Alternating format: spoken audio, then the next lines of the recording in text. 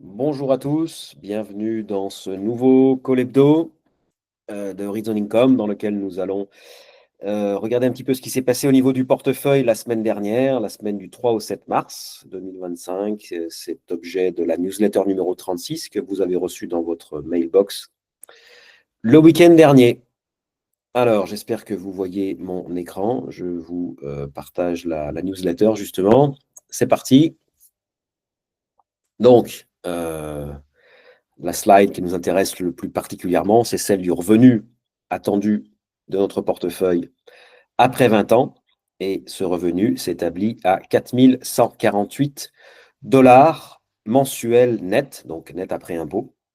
On est en progression assez sensible par rapport à la semaine précédente. Et on va parler un petit peu de la cause de cette augmentation. Je vous rappelle le portefeuille en quelques mots rapidement. Il s'agit d'un portefeuille avec un investissement de départ de 100 000 dollars.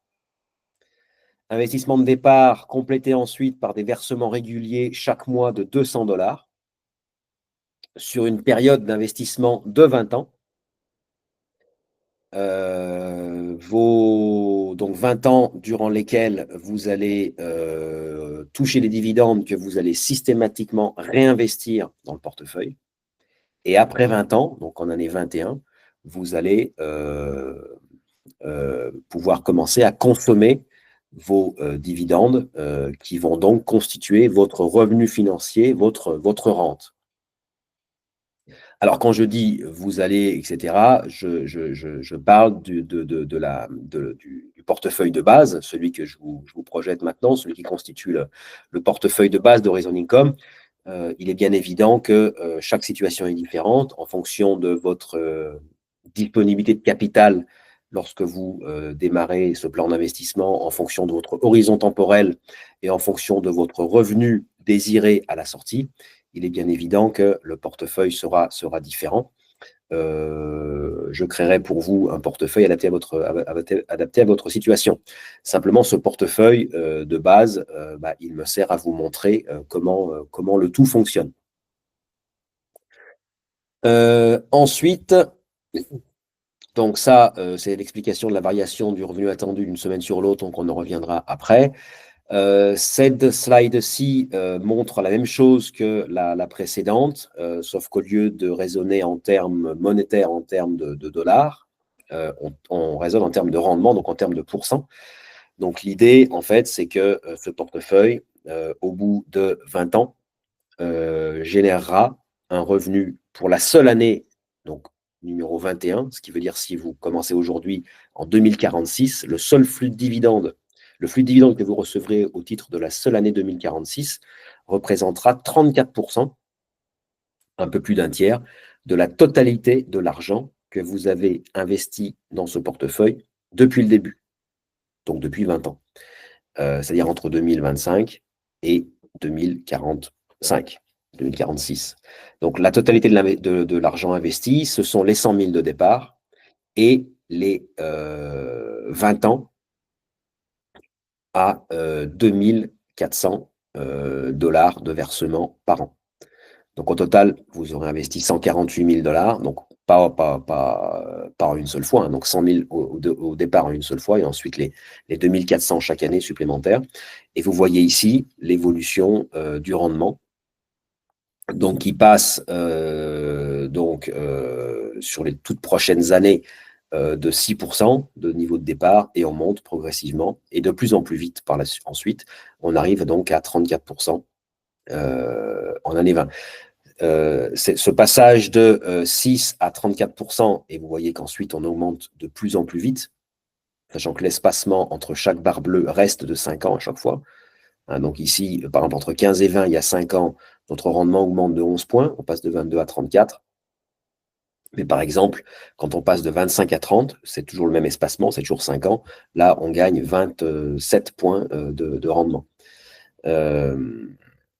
Donc, ce qui est intéressant quand vous comparez deux solutions d'investissement, par exemple, dans lesquelles on vous donne le taux de rendement, que ce soit un taux de rendement espéré, attendu ou garanti, c'est de regarder pas forcément ce qui va se passer à très court terme, sur les toutes prochaines années, donc 6, 7, 8%, mais ce qui va se passer au fil du temps. Et en fait, ce que montre ce chart, c'est vraiment la puissance des intérêts composés. Les intérêts composés, c'est quoi? C'est-à-dire que vous touchez en année 2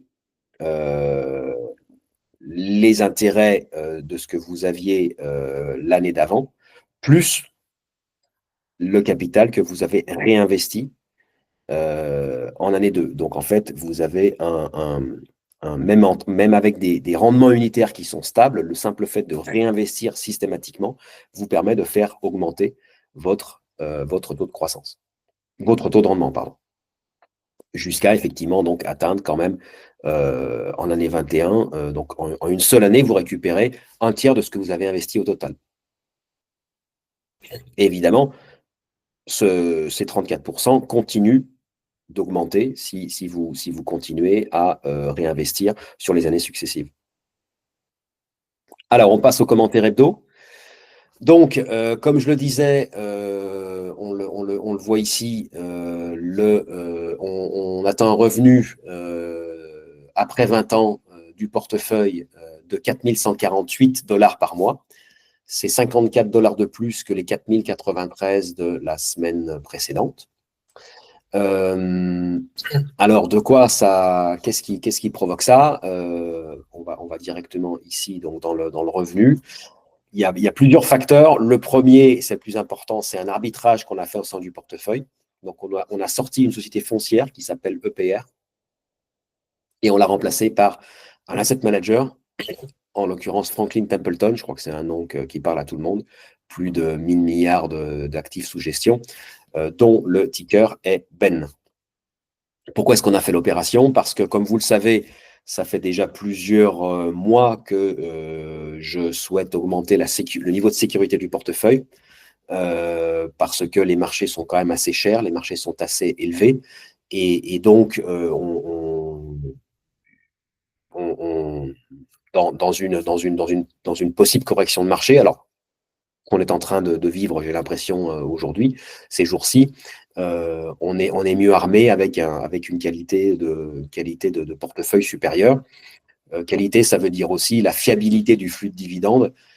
Si le marché corrige parce que on anticipe une récession, ou alors parce qu'on est en récession, et je crois que la baisse de ces derniers jours est une anticipation de récession, en tout cas de fort ralentissement économique aux États-Unis, il vaut mieux être présent sur des sociétés dont les résultats, dont la performance économique et financière est relativement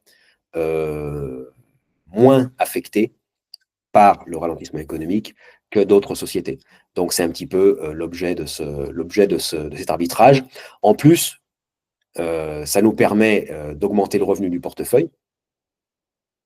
Donc, cet arbitrage, c'est le plus gros contributeur au fait qu'on augmente le revenu de 54 $. Ça permet, comme je l'ai dit, d'augmenter la fiabilité du portefeuille en termes de dividendes. Et en plus, ça permet de réaliser une belle plus-value sur EPR. On avait de mémoire 760 $ de plus-value latente accumulée sur EPR. Donc, en fait, alors les plus-values, c'est très, très bien. Le seul problème, c'est que dans un portefeuille, dans une stratégie de type income investing, dividend investing, comme c'est le cas pour nous, la plus-value, elle ne génère aucun dividende, elle ne génère rien du tout. L'idée, quand vous la réalisez, quand vous vendez votre titre, vous vendez sur la base du capital que vous aviez mis tout au départ et vous récupérez aussi la plus-value. Et ensuite, c'est l'ensemble, capital de départ plus plus-value, que vous allez mettre au travail, l'ensemble, en réinvestissant, en l'occurrence, sur Franklin Templeton. Et c'est ce qui nous permet, alors que le dividend yield de Franklin Templeton est inférieur à celui d'EPR, c'est ce qui nous permet, du fait qu'on investit plus sur Franklin Templeton que ce qu'on avait investi à l'origine sur EPR, c'est ce qui nous permet de faire augmenter le revenu attendu du portefeuille. Alors, ça, c'est la grosse partie. Il y a une petite partie, il faut pondérer un petit peu ce que je viens de dire, c'est que EPR avait un rendement supérieur à Franklin Templeton. Par contre, Franklin Templeton a un taux de croissance de ses dividendes supérieur à celui d'EPR. Mais l'ensemble des deux, en passant d'un titre à l'autre, permet d'augmenter le revenu du portefeuille. L'autre chose qui permet d'augmenter le revenu du portefeuille, c'est la hausse d'un dividende annoncé sur CNQ, qui est une valeur pétrolière canadienne, on va y revenir. Et puis, c'est la remontée cette semaine du dollar canadien sur le dollar américain. Bon, les devises, inutile de le préciser, sont très, très, très volatiles en ce moment, évidemment, par rapport à toutes les annonces et au rétropédalage de l'administration de Trump par rapport au commerce et aux droits de douane, notamment avec un de leurs premiers partenaires commerciaux qui est le Canada. Donc, ça a monté cette semaine, ça nous favorise, ça baissera peut-être la semaine prochaine, enfin, donc la semaine en cours, on verra. Donc, l'ensemble de ces trois facteurs nous a permis d'augmenter donc, le revenu attendu de 54 $ à 4148. Pour revenir, donc, en termes de dividendes, on a eu 3 annonces cette semaine. Donc, on a eu ARE, qui est une foncière américaine qui opère dans le secteur médical, spécifiquement dans le secteur des labos. Donc, elle possède des labos qu'elle loue à des sociétés médicales, à des biotech, etc., etc. Donc, elle a annoncé un prochain dividende de 1,32 $ par action, comme vous pouvez le voir ici. Ce montant est stable par rapport au trimestre précédent, c'était en janvier, 1,32. Donc, c'est pour ça que vous avez ici cette flèche latérale. Donc, la valeur absolue est stable.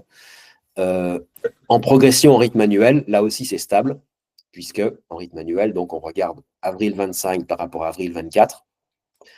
Donc, 1,32 par rapport à 1,27, ça fait 3,90 de croissance. C'est ce que j'appelle la croissance en rythme annuel, year on year, chez les anglo-saxons. Et elle est aussi stable parce que le trimestre précédent, c'était la même chose. Janvier 25 par rapport à janvier 24, c'était aussi 1,32 sur 1,27, donc ça faisait déjà 3,9%. Donc, et en valeur absolue et en progression rythme annuel, on est stable, pas de changement. Ce qui veut dire donc qu'on n'a aucun impact, on n'a aucun changement à faire dans notre modèle, et donc aucun impact sur le dividende attendu de ARE.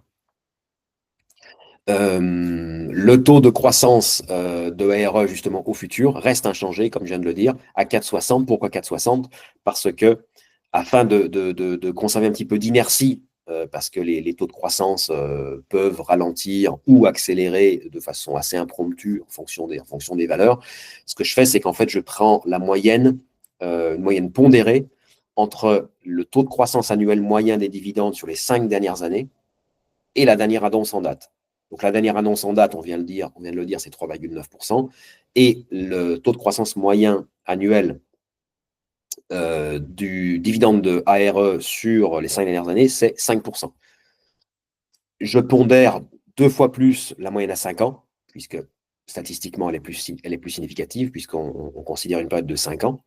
Donc, si vous faites la moyenne entre 5 et 3,9, vous trouvez 4,6. Voilà, donc ensuite, on a eu, je ne vais pas toutes les détailler, mais on a eu BMY, donc Bristol Myers, je crois que c'est une pharma que tout le monde connaît, au moins de nom, donc pareil, dividende annoncé 0,62, donc 62 centimes de dollars, payable au mois de mai. C'est stable par rapport à février, donc valeur absolue, on est stable, et c'est stable en termes de progression. Donc, aucun changement dans nos forecasts. Et la dernière, c'est CNQ, celle dont je parlais tout à l'heure. Donc, Canadian Natural, c'est une des majors canadiennes, un titre très, très, très intéressant. C'est très intéressant dans le secteur de l'oil and gas au niveau international, avec des réserves de très, très, très long terme et un break-even, c'est-à-dire un coût, le prix du baril à partir duquel elle devient profitable, elle devient rentable, qui est très, très bas. Donc, c'est une société qui est très, très intéressante. Alors, elle a annoncé un dividende en hausse, comme vous le voyez, paiement en avril. Elle annonce 0,5875 $ canadiens. C'est en hausse par rapport au mois de janvier, où on était à 56,25. On est en hausse de 4,4%. Par contre, en termes de progression rythme annuel, donc toujours pareil, avril 25 sur avril 24, la progression entre ici et ici n'est que de 11,9%. Alors que la progression en rythme annuel du trimestre précédent, janvier 25 sur janvier 24, était de 12,5. Alors bon, 11,9, 12,5, c'est pas une décélération très très forte, mais enfin, il y a quand même une petite décélération, d'où la flèche rouge. Ceci étant, par convention, par prudence, je limite toutes les, sans considération de secteur, de pays, quoi que ce soit, je limite toutes les toutes les progressions annuelles dans les forecasts à 10%. Donc, on reste à 10% sur CNQ dans le fichier, ce qui veut dire que là aussi, il n'y a pas de modification. Alors, toujours dividendes, on a reçu 182 $ de dividendes net d'impôts la semaine dernière. Donc, c'est la partie gauche, la partie en vert de cette page. Donc, on a reçu 76 $ en provenance de CHCT, qui est une foncière médicale américaine. On a reçu 44 $ en provenance de Enbridge, qui est un des premiers midstream nord-américains. Donc, possède et il gère des pipelines et des gazoducs. Pfizer, PFE, on a reçu 42 $. Et ensuite, WEC, une WEC, qui est une foncière, une utility électrique américaine, on a reçu 20 $. Donc, au total, ça fait 182 $. Vous vous rappellerez peut-être que les 2 ou 3 semaines précédentes avaient été plutôt faibles en montant encaissé de dividendes. Bon, 182 $, c'est pas mal pour une seule semaine, auquel on ajoute les traditionnels 52 $. Et sur la droite, donc en la partie bleue à droite, c'est tout ce qu'on a fait avec cet argent. Alors malheureusement, et je suis désolé parce que c'est la slide qu'en plus que j'ai envoyée dans la présentation, la slide est fausse parce qu'en fait, il manque une ligne, il manque EPR. J'aurais dû effectivement avoir le flux d'EPR.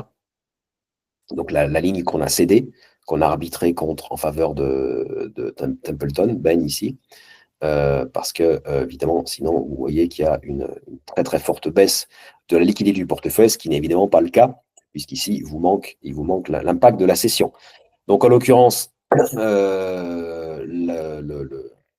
la slide correcte vous aurait montré que de toutes ces opérations, de tous ces flux entrants et sortants, on aurait dû avoir une progression du cash en portefeuille de 18 $. Sauf que c'est un calcul qui a été fait le week-end dernier, mais les opérations ont été faites sur le marché lundi, c'est-à-dire hier. Hier, la séance a été très baissière sur Wall Street, ce qui veut dire qu'on a pu faire toutes nos petites emplettes ici sur des niveaux de prix inférieurs à ce qui était prévu. Et donc, le cash en portefeuille n'augmente pas de 18, in fine, mais augmente de 90 $. Je dirais que c'est tant mieux d'avoir plus de cash qui rentre en portefeuille dans un moment marqué par une correction de marché, ce qui veut dire que on aura plus de liquidité à disposition pour profiter des opportunités. Donc voilà, je reviens, non pardon, c'est ici au commentaire hebdo. Donc l'arbitrage, j'en ai parlé. Donc, impact sur le portefeuille de tout ça. Comme je disais, l'arbitrage, une des motivations, pas la seule, mais une des motivations, c'est de faire augmenter la qualité, le score de fiabilité du portefeuille. Donc, il progresse de 1 point à 70%. On était à 69 avant l'arbitrage, on est à 70 maintenant. Le deuxième critère de qualité, c'est le rating de Standard & Poor's, qui augmente de 4 points. On était à 67%, on passe à 71%. Qu'est-ce que ça veut dire 67-71? C'est la part du portefeuille qui est raté investment grade par Standard & Poor's. Donc là aussi, ça va dans la bonne direction. Donc le revenu, ça on en a parlé, l'augmentation de 54 $. Le rendement, 34%, on en a parlé aussi. La valeur du portefeuille, à partir du moment où le revenu augmente, c'est que selon toute probabilité, la valeur attendue du portefeuille en année 21, la valeur théorique, s'accroît aussi. Je crois qu'on était à 911 000 de mémoire de valeur attendue du portefeuille en année 21. On passe à 930 000. Ce qui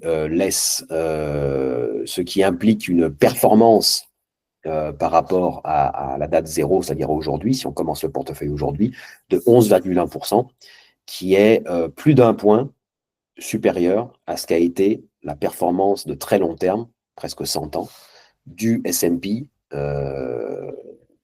qui était de 9,8%. Donc, je répète la phrase à chaque fois, mais c'est important, loin de pénaliser votre performance, comme on l'entend souvent, se focaliser sur les dividendes, avoir une gestion dividende n'est pas l'ennemi de la performance.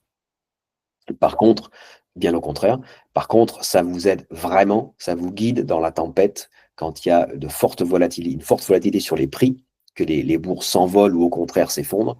C'est ce qui vous permet de tenir bon dans la tempête et de vous guider vers votre objectif final, qui, pour nous, bien évidemment, je le répète, est l'atteinte de ce fameux niveau de revenu de 4 000 $ net par mois. Performance, alors, un petit satisfecit quand même cette semaine. J'en parle jamais trop de la performance parce que, évidemment, ce portefeuille n'est pas fait pour optimiser la performance, pour maximiser la performance. Ce portefeuille est fait pour atteindre un objectif de revenu. Ceci étant, ce slide ici donc, vous montre chaque barre représente un mois. Donc, ça fait, on est dans le mois numéro 9, ça fait 9 mois qu'on a lancé le portefeuille. La ligne bleue, c'est la valeur du portefeuille. Donc, ça mesure sa performance total return, c'est-à-dire c'est la performance prix, donc l'augmentation ou la variation du prix des actions qui composent le portefeuille, plus la performance dividende. Et la ligne orange, c'est la même chose, mais ce n'est pas le portefeuille, c'est l'indice Standard & Poor's. Donc, comme vous le voyez, on avait bien commencé, et puis aux alentours de la moitié du 3e mois, donc on était parti au mois de juin, donc 3 mois, ça nous donne septembre.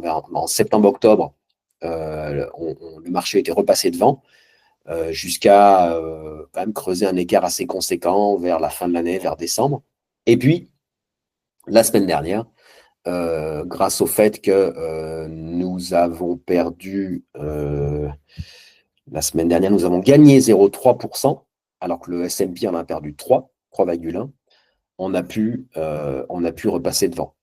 Voilà, donc, petit satisfecit. Il se peut que dès la semaine prochaine, le marché ait une recovery et évidemment, on va sous-performer, donc le marché pourra repasser devant. C'est simplement pour souligner ce fait qu'effectivement, mais la raison pour laquelle je fais ce graphique, c'est en fait, c'est de mettre en relation les deux courbes, où on peut prendre juste celle du portefeuille, si on veut la bleue, et les barres grises. Les barres grises, qu'est-ce que ça représente? Ça représente l'évolution du revenu attendu du portefeuille. Et ce qu'on voit, c'est que le marché, il monte. Après, là, il augmente beaucoup plus fort. Après, il baisse fort, il remonte fort, il rebaisse fort. Le portefeuille, c'est un peu la même chose, même si on est moins volatile que le marché, ce qui est normal vu la composition du portefeuille. On n'est pas sur les technologies, on est sur les secteurs défensifs, comme les REITs, les foncières, comme les utilities, comme les staple goods, donc les biens de consommation durable, par exemple. Cette semaine, on a beaucoup mieux résisté que le marché parce que ce qui a baissé, c'est le secteur de la tech, Tesla et compagnie, c'est les secteurs cycliques, les industriels, etc., et c'est les biens de consommation courante. 3 secteurs sur lesquels nous, on est très, très peu exposés. Donc, voilà. Donc, en fait, ce qu'on voit, c'est que les marchés sont très volatiles. Les valeurs montent, baissent. Bon, on n'a pas toujours une explication rationnelle sur le pourquoi. Mais ce qu'on voit, c'est que le revenu attendu du portefeuille, il est très, très largement décorrélé. Alors, ça monte et ça baisse un petit peu, mais il faut regarder ça sur l'échelle de droite. On va de 4 000 à 4 002, grosso modo. Alors que le marché, comme vous pouvez le voir, donc ça fait des oscillations, on va dire de 5%, entre 4 000 et 4 002, alors que le marché, quand on passe si vous prenez le S&P, on passe de 100 à 111,5. Donc, on a des variations sur une période de 9 mois de pratiquement 12 points pour le S&P, alors que notre revenu attendu du portefeuille dans 20 ans, il a des oscillations à la hausse et à la baisse beaucoup plus limitées dans un range de plus ou moins 5%. Enfin, pas moins, parce qu'en fait, en partant de 4 000, qui était le niveau de départ, en fait, on évolue entre 4 000 et 4 002. On n'est jamais passé en dessous de 4 000. Donc, l'idée, si vous voulez, c'est vraiment que c'est ce contraste de volatilité entre les barres grises et les deux lignes, surtout la ligne orange, c'est de montrer que on est vraiment sur quelque chose, le revenu du portefeuille, donc qui provient des dividendes, qui est beaucoup plus prévisible, qui est beaucoup moins volatile. Et c'est plus prévisible parce que c'est moins volatile. Alors que les marchés, ça monte, ça baisse, on ne sait pas toujours pourquoi. Et on a beau se dire que quand on investit sur le long terme, on investit a priori sur des marchés qui vont être haussiers. Historiquement, c'est le cas, mais rien ne dit que lorsque vous aurez besoin de sortir, parce que si vous avez une stratégie qui est plus de type capital gain, c'est-à-dire que j'achète bas et je revends haut, vous avez besoin de marchés qui soient haussiers, bien évidemment, si vous voulez faire de l'argent, que votre investissement vous rapporte, mais vous n'avez aucune certitude sur le fait que lorsque vous aurez vraiment besoin d'argent, donc lorsque vous passerez votre ordre de vente, vous n'avez aucune certitude sur le fait que vous réussirez vraiment à faire de l'argent, et si c'est le cas, à faire le type de performance, le type de plus-value que vous aviez envisagé dès le départ. Alors que nous, dividend investing, c'est beaucoup plus boring, ça monte beaucoup plus doucement, mais c'est beaucoup plus progressif, c'est beaucoup plus régulier, et ça monte avec ce que les anglo-saxons appellent consistency, c'est-à-dire que c'est régulier et surtout, c'est prévisible. C'est ça qui nous intéresse, parce qu'investir à horizon 20 ans et pouvoir résister à tout ce que les marchés vont nous envoyer dans la figure en 20 ans, des crashs, des marchés qui explosent à la hausse, avec le risque de, quand ça crache, de sombrer dans la panique et de faire n'importe quoi, ou le risque pareil, d'être sombé dans l'euphorie quand c'est le FOMO, Fear of Missing Out, quand les marchés montent, on dirait qu'ils ne s'arrêtent jamais.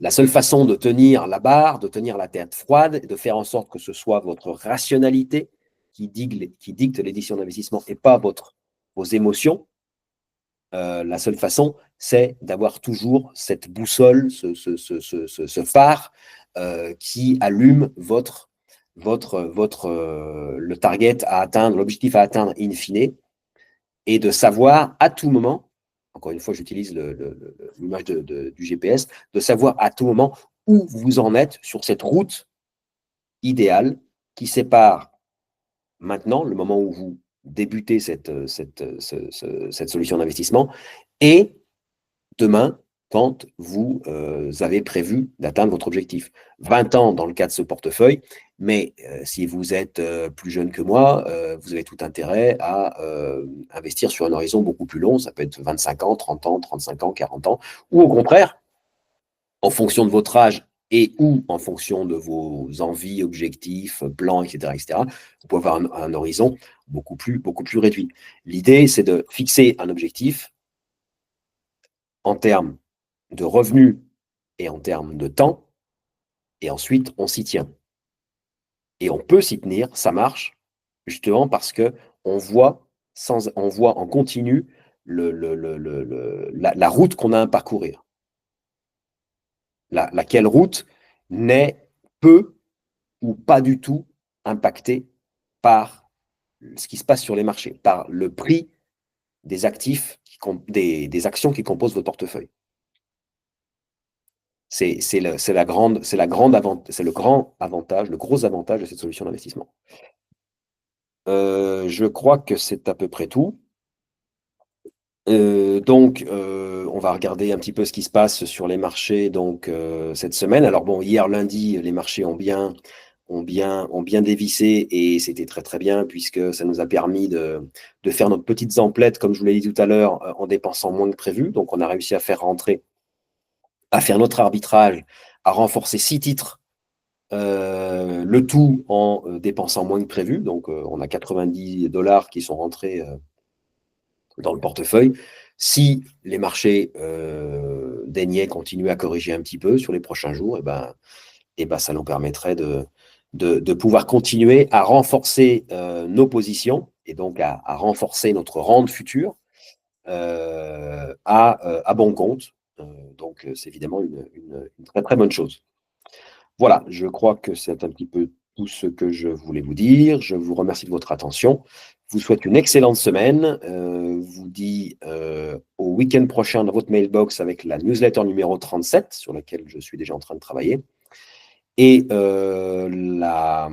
mardi prochain pour une nouvelle vidéo où nous commenterons l'actualité du portefeuille et les perspectives. Voilà, merci beaucoup, bonne semaine, à bientôt.